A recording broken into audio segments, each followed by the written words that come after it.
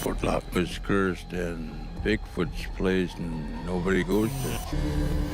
Overnight, everybody left. But then people started to disappear, just gone.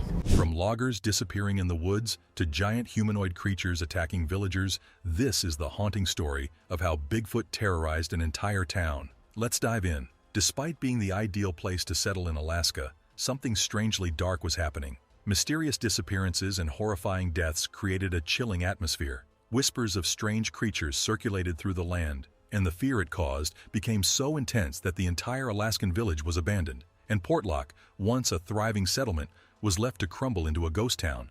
But how did this happen? Thorns in the roses. This quiet village by the sea might look peaceful now, but its history tells a far stranger story. Portlock, Alaska, wasn't just abandoned once or twice. It was left behind 4 separate times, each with its own layer of fear and mystery, setting it apart from other ghost towns scattered across America. What makes it even more unsettling is how locals believe the land itself is cursed, not just haunted, but marked by something that doesn't want people there. But this never stopped explorers and curious minds from going there. The first known outsider to set foot in the area was British Captain Nathaniel Portlock, who arrived in 1785 during an early expedition. He gave the place its name, but his arrival also seemed to open the first chapter of its dark legacy. It's terrorizing people, killing their pets, being destructive. That's the kind of specimen that I'd like to take. If I'm out in the woods one night or one day and I see a Bigfoot, I'm not going to shoot. That's going to have to happen in order for mainstream science to ever acknowledge. Portlock's crew found signs of a previous native settlement, though not a single soul remained. It was eerie, especially since the land was rich with food, fresh water, and shelter. Still, despite the warning signs, they decided to settle. But then, things took a dark turn. Crew members began falling ill, and it wasn't just physical sickness. They experienced overwhelming fear and an eerie sense of dread that seemed to weigh heavily on everyone. Even the strongest among them were overcome by terror. Desperate and weakened, the crew urged Portlock to leave, and reluctantly, he agreed. They abandoned the land, leaving its secrets behind. As scary and strange as their stay was, they were not the first outsiders to experience these strange occurrences. 6 years before Portlock's arrival, a group of Spanish explorers also attempted to settle in the area. Like Portlock's crew, they found it strange that such a rich and bountiful land had been deserted by its original inhabitants. I think it's they're out looking for food, maybe raiding the campgrounds or sneaking around. In the winter, they're looking for people with chicken farms or sheep or something so they can grab a quick meal. It didn't take long for the Spanish to understand why. They too were attacked by the same strange illness and unshakable fear. Worse yet, they began hearing unsettling cries echoing from the dense forests surrounding their camp. The sounds grew closer each night, filling the crew with dread. One by one, the explorers gave in to their fear and sickness, leaving them no choice but to flee the area. For generations, stories of Portlock's strange phenomena have kept people away. Whether it was the mysterious illness, the chilling cries in the forest, or the whispers of a creature haunting the land, Portlock's reputation remains one of terror and mystery, leaving it as one of Alaska's most haunting tales. And yet, the mystery gets deeper. Both Portlock and the Spanish crews had faced harsh environments and unforgiving climates before, but something about this land was different. The air in Portlock carried a sense of unease that neither determination nor experience could withstand. It wasn't just the physical challenges. Something deeper drove people away. Was it a mysterious illness, or was there another reason for abandoning such a promising place? One explanation pointed to infrasound, a low-frequency sound wave produced by certain mammals. Though inaudible to human ears, its effects are deeply unsettling. Infrasound can cause nausea, dizziness, and a powerful sense of unease, disorienting even the toughest individuals. Predators like tigers are known to use infrasound to freeze their prey, and sperm whales use it to terrify their targets into stillness. If infrasound was behind the strange events at Portlock, perhaps it was emitted by a hidden predator in the dense forests, driving away intruders. Yet, despite such theories, the true source of this menace remained a mystery. Those who dared to return would soon face even greater horrors. For over 80 years, Portlock was left abandoned. Its lands, rich with resources, lay untouched. Then, in 1867, a group of nomadic natives decided to settle there. They found the area teeming with clams, fish, and moose. To them, it felt like a blessing. They were eager to start new lives in such a bountiful place, but the peace didn't last long. Within just a month, the Sasquatch faced violent attacks. These weren't the familiar raids from rival tribes. The villagers claimed their attackers were something much worse, cannibal giants. These monstrous beings, large in size and ferocious in nature, didn't come for resources or livestock. They came for human flesh. Night after night, the giants attacked with unimaginable brutality. The villagers tried to fight back, determined to protect their home, but the relentless assaults drained their strength and resolve. Oddly, the giants seemed to disappear whenever wildlife in the forest was plentiful. During these times, the village was left in peace, but as soon as food became scarce in the wild, the attacks resumed with greater ferocity. It became clear that the giants were hunting not only the animals in the forest, but also the people of the village. The Sasquatch could no longer endure the terror. In 1905, they abandoned Portlock, leaving behind haunting stories of night raids and flesh-eating giants. These tales spread far and wide, keeping others from settling in the cursed land. At least they left a warning sign to anyone curious enough to explore the area. Years passed, and the shadow of fear hung heavy over Portlock. But in 1921, another group decided to challenge its dark history. The nomadic Russian Alutiiq community arrived, bringing with them the advancements of the 20th century. Determined to turn Portlock into a thriving settlement, they built a cannery to harness the wealth of salmon in the waters. They also established essential infrastructure like a post office and a school, aiming to create a modern and thriving town. The people of Portlock were determined to build a safe and thriving community, despite the haunting legends of the Nantinaq. Some described the creature as half man, half beast, while others believed it to be a massive, hairy being. For the Alutiiq, these stories were deeply ingrained in their culture and passed down by their ancestors who had fled Portlock years before. The warnings about the Nantinaq haunting the misty forests were not taken lightly. To protect themselves, the Alutiiq implemented strict rules. A nightly curfew was enforced, with armed guards stationed around the cannery, school, and streets. Most importantly, they avoided the dense, foggy forest at all costs. On foggy days, villagers stayed indoors, recounting tales of eerie sounds that echoed through the mist. These precautions worked for nearly a decade. Though residents occasionally heard unsettling noises from the fog, Portlock remained peaceful and life carried on. But everything changed with one fateful event: loggers disappearing in the woods. By 1930, Portlock had grown, and so had the residents' sense of safety. The once strict rules were relaxed. In 1931, a logger named Andrew Camluck decided to venture deeper into the forest, ignoring the long-standing caution to stay near the edges. When he didn't return, his friends organized a search party. What they found sent shockwaves through the community.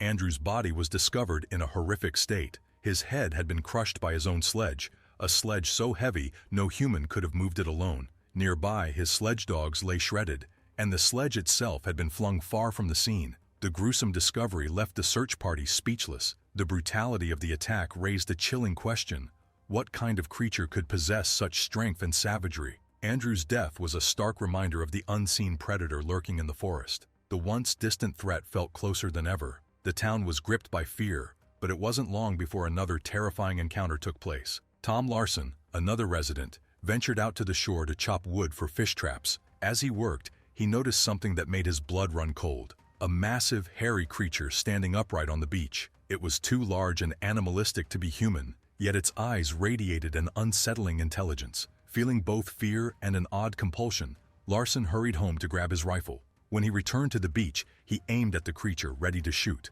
But as he locked eyes with it, an inexplicable paralysis overtook him. He couldn't pull the trigger. The creature stared him down for a moment before retreating slowly into the forest, leaving Larson shaken and deeply unnerved. Though Larson's encounter ended without violence, it solidified the town's fears. The Nantinaq was no longer just a story. It was real, and it was growing bolder. No longer content with stalking the forests, it had begun targeting humans directly. The once thriving Portlock now found itself at the mercy of a predator whose power and presence were impossible to ignore. Andrew's death seemed to awaken something in the creature, a primal, vengeful instinct. Not long after, more residents of Portlock began disappearing, leaving the town in a cloud of fear. People began to whisper about the Nantinaq, describing it as a vengeful spirit, something relentless and unforgiving. They compared it to a tiger that holds a grudge against hunters or an elephant seeking revenge on those who have harmed it. The Nantinaq, they reasoned, was no different, a creature filled with wrath, waiting for the perfect moment to strike back. At first, a few gold miners vanished, but the townsfolk assumed that they had gone on long trips. Then, a group of hunters disappeared, raising more questions. Still, people reasoned it was just another extended expedition. But as the disappearances continued, a darker pattern began to take shape. Each vanishing felt closer to home, as though the predator was inching its way into the heart of Portlock. Soon, the truth became undeniable. Bodies began to surface, their fates gruesome and horrifying. Some were found in the bay, marked with deep claw and bite wounds. Others were discovered along trails or rivers, their remains so mangled they were almost unrecognizable. Whatever was stalking Portlock had an insatiable hunger, and its attacks grew bolder. The Alutiiq people, desperate to protect their community, tried to restore their strict ancient rules to keep everyone safe. Guards were doubled, curfews were heavily enforced, and caution became the town's way of life. Yet nothing worked. The Nantinaq was relentless, finding its prey regardless of the precautions taken. For a while, skeptics clung to the idea that a clever bear might be behind the attacks. After all, bears could roam the same territories as Sasquatch-like creatures, and their behavior could be misunderstood. But this theory quickly lost support. A discovery made after heavy spring rains shattered any lingering doubts. A body, torn apart and dismembered, was found swept down from the mountains. The damage to the remains was something no bear could have caused. The message was clear. Something beyond human understanding was preying on Portlock's residents, and the growing death toll strengthened the belief in the Nantinaq's terrifying existence. Guards patrolled day and night, but they could not stop the creature's rampage. Bodies continued to turn up along well-traveled paths, near rivers, and even washed ashore in the bay. Each was mutilated, bearing the undeniable mark of the predator. Fear consumed the town as the people realized they were being hunted by something far beyond their control. The Nantinaq, whether beast or spirit, had made Portlock its hunting ground. Official reports put the number of missing people at around 15, but the native community believed the real number was much higher. They were convinced that the way the bodies were found, mutilated in ways no bear or wolf could manage, pointed to something far more sinister. As the disappearances and deaths continued, fear took hold of Portlock. Life in the town became unbearable, and survival seemed less and less likely. The Alutiiq eventually decided to leave in 1950. Their departure was swift and unconventional, with nearly the entire population evacuating overnight. They hoped to escape what they believed to be an intelligent predator hunting them. By the time they left, only one person remained, a post office worker who stayed behind to finish his duties. Alone in the abandoned town, the post office worker experienced chilling nights. Barricaded inside, he reported hearing heavy, two-legged footsteps echoing through the empty streets. Eventually, even he left, and by 1951, Portlock was entirely deserted. It seemed as though the creature, having driven the townsfolk away, might retreat into the wilderness. But its story didn't end there. Years later, the unsettling encounters continued. Unfortunate hunters. In 1969, a hunter ventured into the woods near the abandoned village, hoping to track wild goats. Instead, he felt an eerie presence. At first, there were faint sounds, slow, deliberate footsteps and rustling in the underbrush. But soon, the footsteps quickened, becoming louder and closer. Realizing he was being chased, the hunter ran for his life. He didn't dare look back as a blood-curdling scream echoed behind him. He barely made it out of the forest, shaken to his core. The horror didn't stop there. In 1973, 3 hunters sought shelter in Portlock to escape a storm. That night, they stayed close to each other, unable to sleep. Something circled their camp, growling and making strange, unintelligible sounds. The footsteps were heavy and deliberate, unlike anything they had encountered before. The hunters later insisted the creature moved on 2 feet, something human-like yet entirely monstrous. The tracks left in the grass around their camp only added more questions to the already existing mysteries. Not long after, another group of hunters had an encounter that left them deeply shaken. While following the tracks of a moose, they stumbled upon footprints that made them freeze in their tracks. These prints were over 18 inches long, unmistakably human-like, yet far too massive to belong to any person. With a mix of curiosity and fear, they decided to follow the trail. As they tracked the giant footprints, the hunters' unease grew. But what really disturbed them was the instant end to the moose tracks. It seemed as though whatever had left those enormous footprints had overpowered the moose. These assumptions were chilling.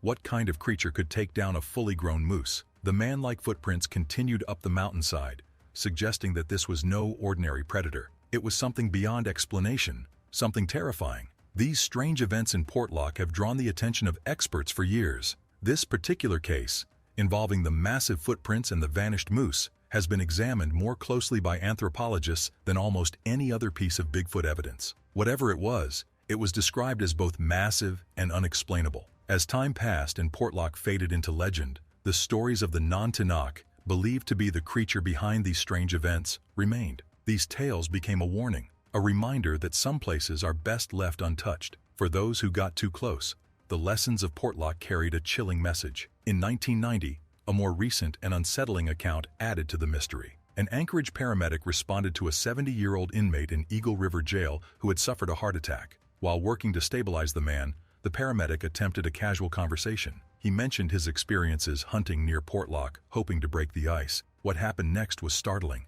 The elderly man suddenly gripped the paramedic's shirt with an intensity fueled by fear. His eyes, wide with terror, conveyed panic. The man demanded to know if the paramedic had seen it or if it had bothered him. The guards had to restrain him, but his fear was unforgettable. As he was led away, his haunting question echoed through the hall. With all these reported encounters, could it be that the scientific community refuses to acknowledge the mystery of Portlock since they do not want to accept the existence of Bigfoot? Or are they just in denial?